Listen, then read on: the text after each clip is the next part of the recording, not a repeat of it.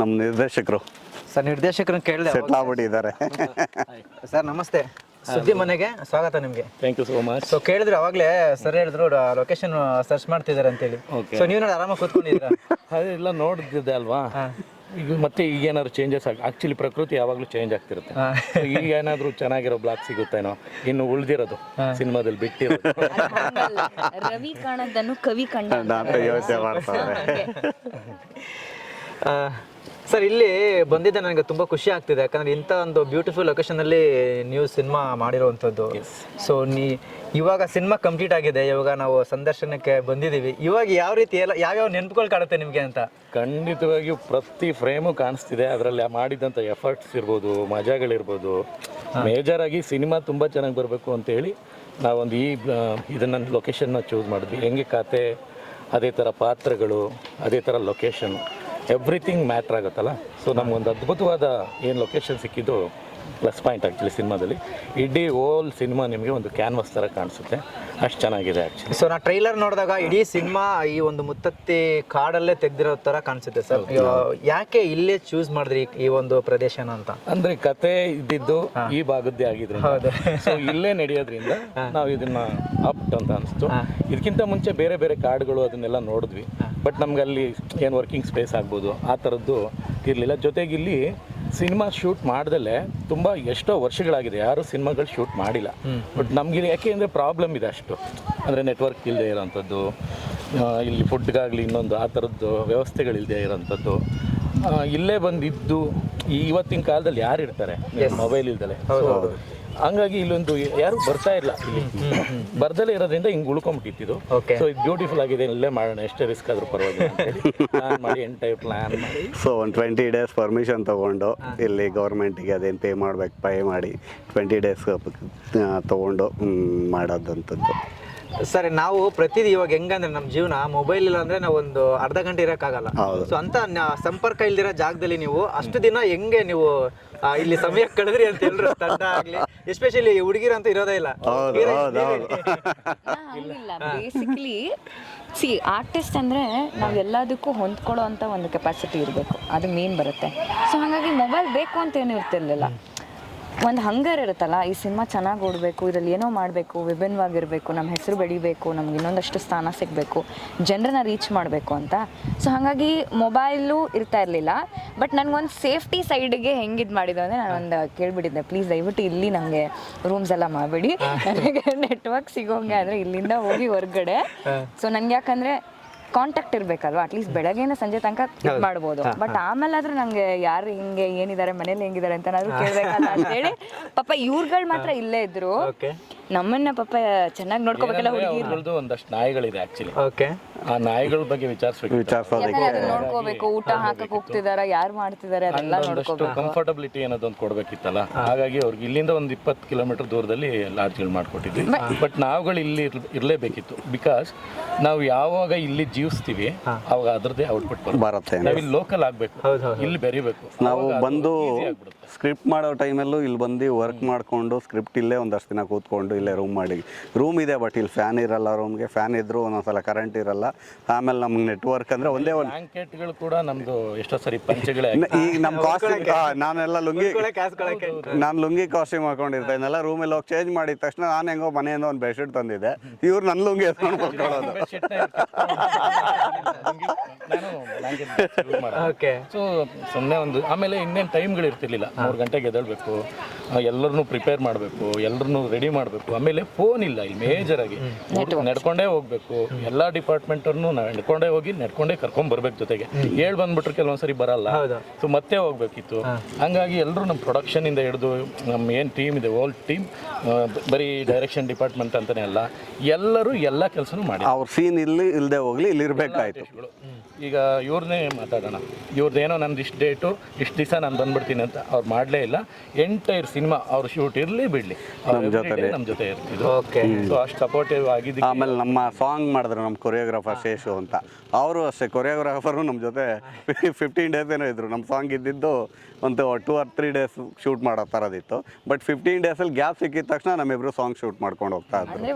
And ನಮಗೆ especially Pramod sir ತುಂಬ thanks ಹೇಳಬೇಕು. ಏನಕ್ಕಂದರೆ ಪ್ರೊಮೋಸರು ಪಾಪ ಅವ್ರಿಗೆಲ್ಲ ಕ್ಯಾರವ್ಯಾನ್ ಇರುತ್ತೆ ಬೇರೆ ಶೂಟ್ಸಲ್ಲಿ, ಅವ್ರಿಗಿನ್ನ ಕಂಫರ್ಟಬಲ್ ಆಗಿ ಇಟ್ಟಿರ್ತಾರೆ ಎಲ್ಲ ರೀತಿಯಲ್ಲೂ.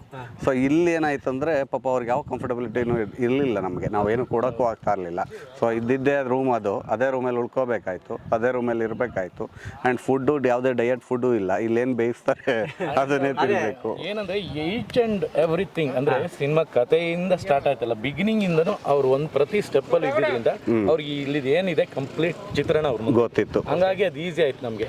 ಅವ್ರಿಗೆ ಏನೋ ಅವ್ರಿಗೂ ಅದು ಕೇಳಕ್ ಆಗ್ತಿರ್ಲಿಲ್ಲ, ಅಂದ್ರೆ ಇಲ್ಲಿ ಆ ಪರಿಸ್ಥಿತಿ ಇಲ್ಲ, ಇದ್ರಲ್ಲಿ ಹೊಂದ್ಕೊಂಡು ಒಂದು ಒಳ್ಳೆ ಸಿನಿಮಾ ಆಗುತ್ತೆ ಅನ್ನೋದೊಂದು ಇದರಲ್ಲಿ ಅವ್ರು ಸಪೋರ್ಟ್ ಮಾಡ್ತಾ ಬರ್ತಾರೆ. ಅದೇ ತರದ ಒಂದು ಔಟ್ಪುಟ್ ಬಂದಿದೆ ಇವತ್ತು.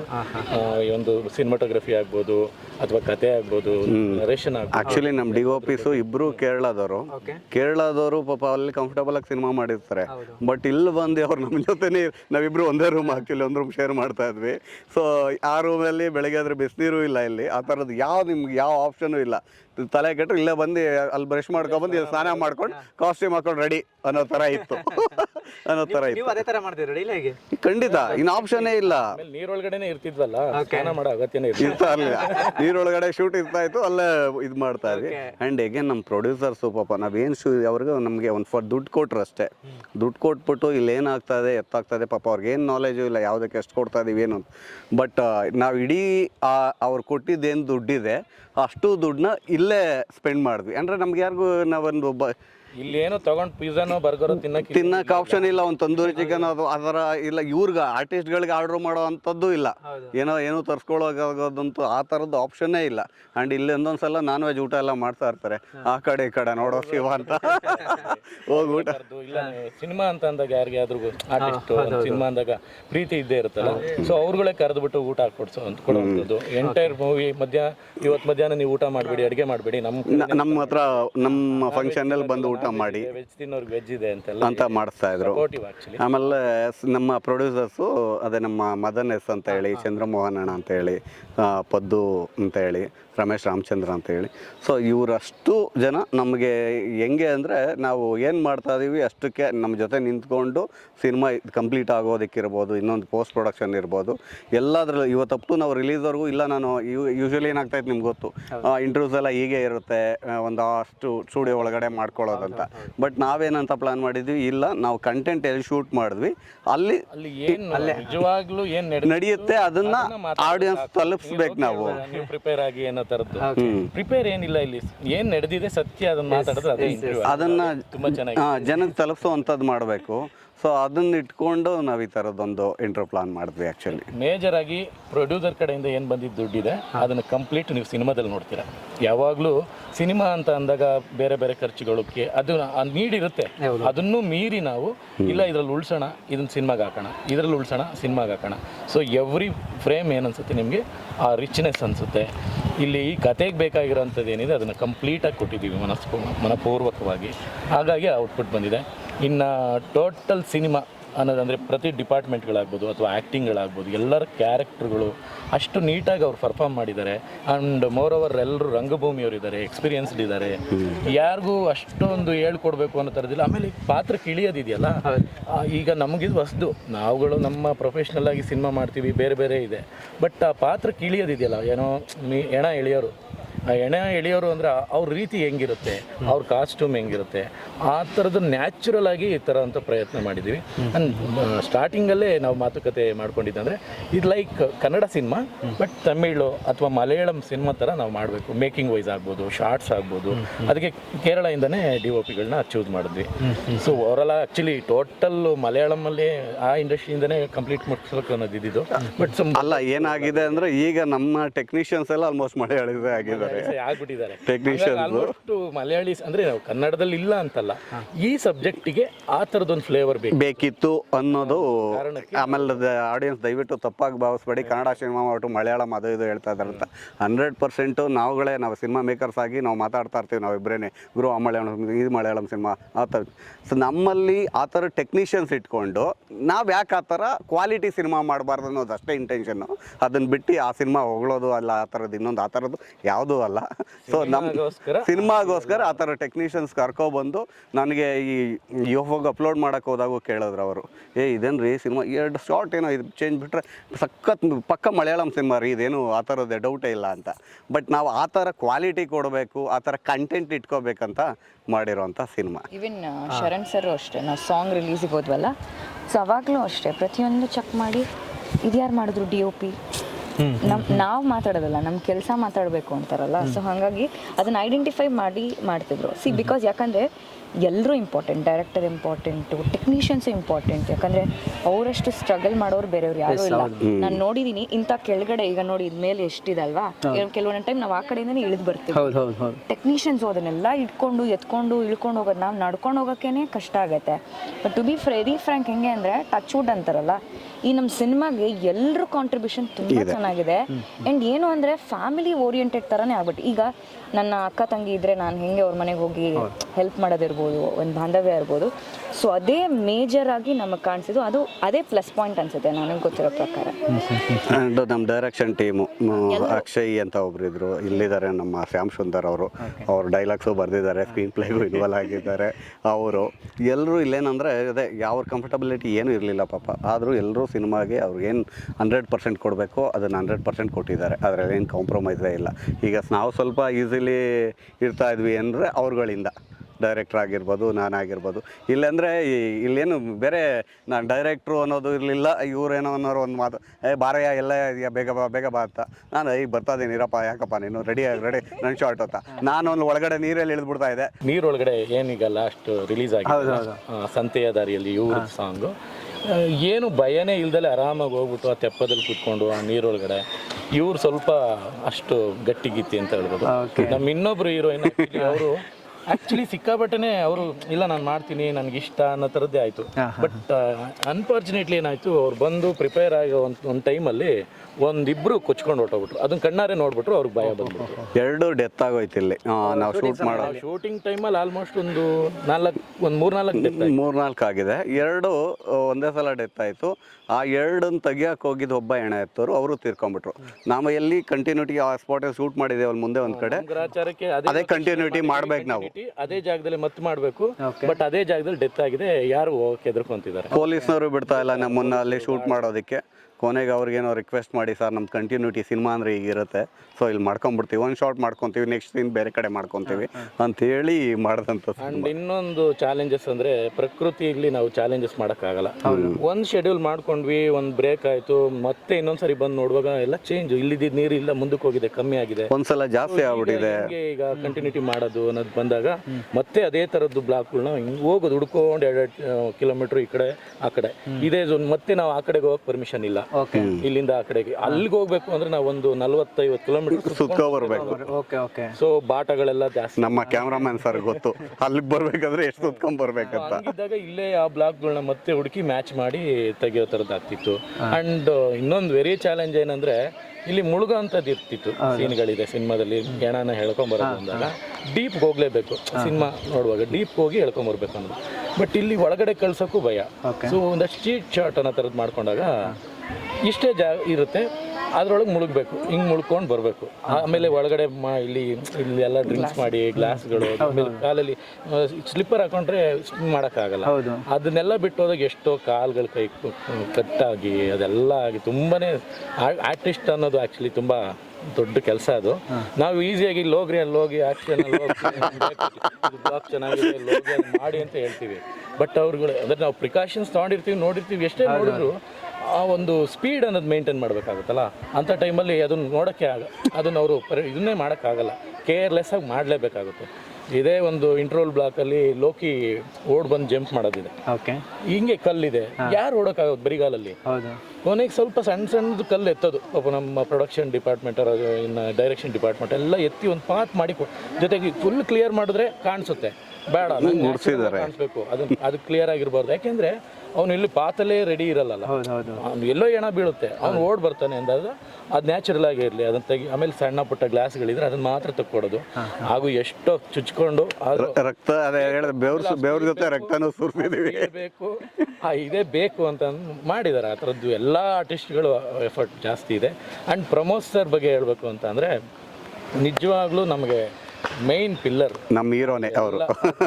ಏನು ಸಿನಿಮಾದಲ್ಲಿ ನಾವು ಹೀರೋ ಅಂತೀವಲ್ಲ, ಅದ್ರ ಬಿಹೈಂಡ್ ಹಿಂದೆನೂ ಕೂಡ ಅವ್ರು ನಮಗೆ ಎಲ್ಲ ವಿಭಾಗದಲ್ಲೂ ನಮ್ಗೆ ಸಪೋರ್ಟ್ ಮಾಡಿಕೊಂಡು ಇಲ್ಲ ತುಂಬ ಚೆನ್ನಾಗಿ ಆಗ್ತಾಯಿದೆ, ಹಿಂಗೆ ಬರ್ತಾಯಿದೆ, ಹಿಂಗೆ ಮಾಡ್ಕೊಂಡು ಹೋಗ್ಬೋದು ಇದು. ಆಮೇಲೆ ಆ್ಯಕ್ಟಿಂಗ್ಗಳು ಅಂತ ಬಂದಾಗ, ಸಿನಿಮಾ ಕತೆ ಅಂತ ಬಂದಾಗ ಒಳಗಡೆ ಪಾತ್ರಗಳು ಪಾಸಿಟಿವ್ ಇರ್ತವೆ, ನೆಗೆಟಿವ್ ಇರ್ತವೆ. ಓಕೆ.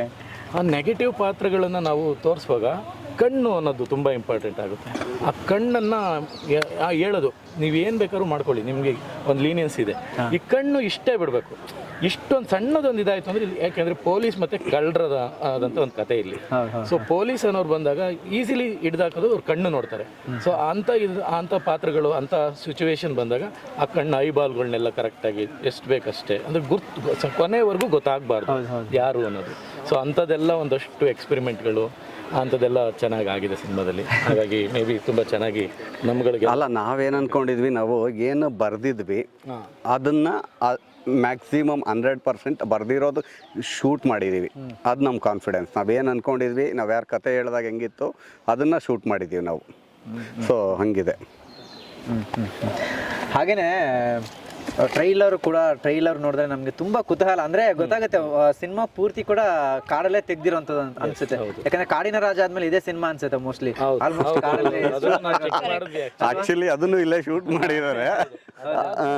ಯಾರು ಮಾಡಿಲ್ಲ ಅನ್ನೋದೊಂದು ವಿಷಯ ಗೊತ್ತಾದ್ಮೇಲೆ ಇಲ್ಲ ಇಲ್ಲೇ ಮಾಡೋಣ, ಚಾಲೆಂಜಸ್ ಇದ್ರೂ ಪರವಾಗಿಲ್ಲ, ನಮ್ಮ ಸಿನಿಮಾದಲ್ಲೇ ಹಂಗೆ ನೋಡ್ಬೇಕು. ಆಕ್ಚುಲಿ ಆ ಒಂದು ಏನು ನೇಚರ್ ಅನ್ನೋದನ್ನ ಹೊಸ ತೋರಿಸಿದ್ರೆ ಅಲ್ವಾ ಜನ ಕನೆಕ್ಟ್ ಆಗೋದು ಅಂತ ಹೇಳಿ ಎಲ್ಲರೂ ಬರ್ತಾರೆ, ಇಲ್ಲಿ ನೋಡ್ತಾರೆ. ಬಟ್ ಅವ್ರುಗಳ ಕಣ್ಣಿಂದ ನೋಡೋದೇ ಬೇರೆ, ನಮ್ಮ ಕ್ಯಾಮ್ರಾ ಕಣ್ಣಿಂದ ನೋಡೋದೇ ಬೇರೆ. ಅಂಡ್ ಕತೆಗೆ ಅನುಗುಣವಾಗಿ ಅದನ್ನ ಬಳಸ್ಕೊಂಡಿರೋ ರೀತಿನೂ ಕೂಡ ತುಂಬಾ ಚೆನ್ನಾಗಿ ಬಂದಿದೆ. ಅಂಡ್ ಅದೇ ಥ್ಯಾಂಕ್ಸ್ ಟು DOPಗಳು ಇಬ್ಬರಾದ್ರೂ ಒಂದು ಅರ್ಧ ಸಿನಿಮಾ ಒಬ್ಬರು ಮಾಡಿದ್ರು ಸರಿನ್ ಅಂತ, ಇನ್ನೊಂದು ಅರ್ಧ ಸಿನಿಮಾ ವಿದ್ಯಾ ಅಂತ ಮಾಡಿದ್ರು. ಬಟ್ ಇಬ್ರು ಹೇಗೆ ನೋಡಿ, ಅದು ನಮ್ಗೆ ಸಿಕ್ಕಿದ್ದು ಏನೋ ಗಾಡ್ ಬ್ಲೆಸ್ ಅನ್ಸುತ್ತೆ. ಕ್ವಾಲಿಟಿ ಡಿಫ್ರೆನ್ಸ್ ಕಾಣಿಸಲ್ಲ. ಶಾರ್ಟ್ ನಿಮಗೆ ಬೇರೆ ಇಡೀ ಸಿನಿಮಾ ಒಬ್ಬರೇ DOP ಮಾಡಿದ್ದಾರೆ ಇಬ್ರು ಕೂಡ. ಇಬ್ರು ಮಲಯಾಳಿಗಳು ಆಗಿರೋದ್ರಿಂದನೇ ಇನ್ನೂ ಚೆನ್ನಾಗಿ ಅನ್ಸ್ತು ನಮ್ಗೆ. ಅಗೇನ್ ನಮ್ಮ ಮ್ಯೂಸಿಕ್ ಡೈರೆಕ್ಟರ್ ಜತಿನ್ ದರ್ಶನ್ ಸಾಂಗ್ಸ್ಗಳ ಬಗ್ಗೆ ಮಾತಾಡ್ಲೇಬೇಕು ಸರ್. ಸಾಂಗ್ಸ್ 2 ಸಾಂಗ್, ಅದ್ರಲ್ಲಿ ನನಗೆ ಅದು ಒಂದು ಸಾವನ್ ಕುರಿತು ಸಾಂಗ್ ಮಾಡಿದ್ರು, ಅದು ತುಂಬಾ ಚೆನ್ನಾಗಿದೆ ಆಕ್ಚುಲಿ. ಅದು ಸಾಹಿತ್ಯ ಯಾರು ಸರ್ ಬರ್ದಿರೋದು? ಮನುವರ್ಷಿ ಅಂತ. ಅದೇ ಇದ್ರಲ್ಲಿ ಒಂದು ಲಾಸ್ಟ್ ಅಲ್ಲಿ ಒಂದು ಸಾವು ಅನ್ನೋದು ಎಲ್ಲರ ಮನೇಲೂ ನಡೆಯುವಂಥದ್ದು, ಯೂನಿವರ್ಸಲ್ ಅದು. ಈ ಸಾವು ಅನ್ನೋದು ನಾವು ಕೆಲವೊಂದ್ಸರಿ ನಾವೇ ಖುದ್ದಾಗಿ ಮೊನ್ನೆ ಅಷ್ಟೇ ಗುರುಪ್ರಸಾದ್ ಸರ್ ಆ ಥರದ್ದು ಸಾವುಗಳು ಆಗಬಾರ್ದು. ಆಕ್ಚುಲಿ ಒಬ್ಬ ಮನುಷ್ಯನಿಗೆ ಒಂದು ಸಮಯ ಅನ್ನೋದು ಒಂಚೂರು ಚೇಂಜ್ ಆದಾಗೆಲ್ಲ ಸರಿ ಆಗುತ್ತೆ. ಟೈಮ್ ತಡೆದರೆ ಏನೋ ಅಂತ ಕೊಡುವಂಥದ್ದು ಸಾವು, ಅದು ನಾವಾಗಿ ತಗೊಬಾರ್ದು ಅನ್ನೋದೊಂದು ಕಾನ್ಸೆಪ್ಟು ಈ ಸಿನಿಮಾದಲ್ಲಿ. ಸಾವು ಅನ್ನೋದು ನ್ಯಾಚುರಲ್. ಆ್ಯಕ್ಚುಲಿ ನಮ್ಮ ಕಥೆಯಲ್ಲಿ ಸಾವು ಅನ್ನೋದು ಯೂನಿವರ್ಸಲ್. ಇದ್ರ ಬಗ್ಗೆ ನಡೀತಾ ಇರೋಂಥ ಸಿನಿಮಾ ಮಾಡಿರೋಂಥ ಸಿನಿಮಾ. ಹಂಗಿದ್ದಾಗ ಸಾವು ಬಗ್ಗೆ ಒಂದು ಒಳ್ಳೆ ಸಾಂಗನ್ನು ಮಾಡಬೇಕು.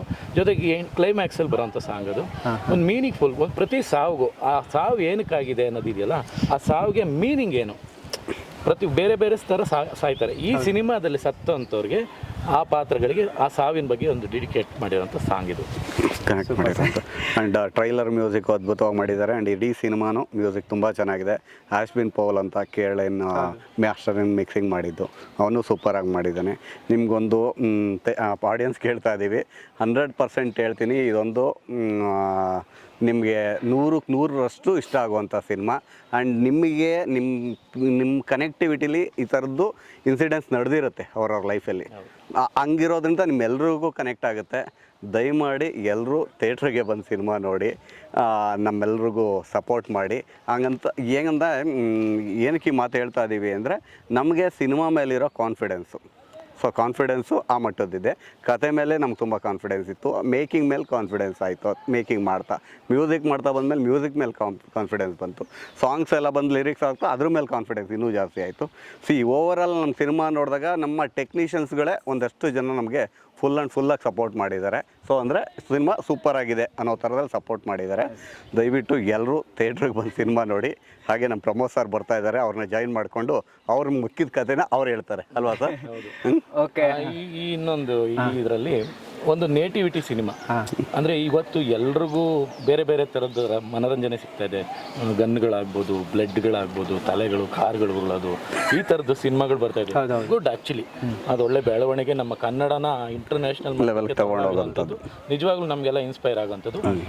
ಇದ್ರ ಮಧ್ಯದಲ್ಲಿ ನಮ್ಮದು ಒಂದು ಸಣ್ಣ ಕತೆ, ಆದರೆ ಪ್ರತಿಯೊಬ್ಬರ ಲೈಫಲ್ಲಿ ನಡೆಯುವಂಥ ಒಂದು ಕತೆ ಸರಳವಾಗಿ ಅದು ಏನು ನಡೆದಿದೆ ಹಾಗೆ ಕಣ್ಣಿನ ಮುಂದೆ ನಡೆದಿದೆ ಹಾಗೆ ಒಂದು ಸೀನು ಏನು ಕಣ್ಣು ಮುಂದೆ ನಡೆದಿರುತ್ತಲ್ಲ ಅದೇ ಥರ ಒಂದು ಇಡೀ ಸಿನಿಮಾನ ಕಟ್ಕೊಡೋಕ್ಕೆ ಪ್ರಯತ್ನ ಮಾಡಿದ್ದೀವಿ. ಆ ಪ್ರಯತ್ನದಲ್ಲಿ ನಾವು ಏನು ವಿಫಲ ಆಗಲ್ಲ.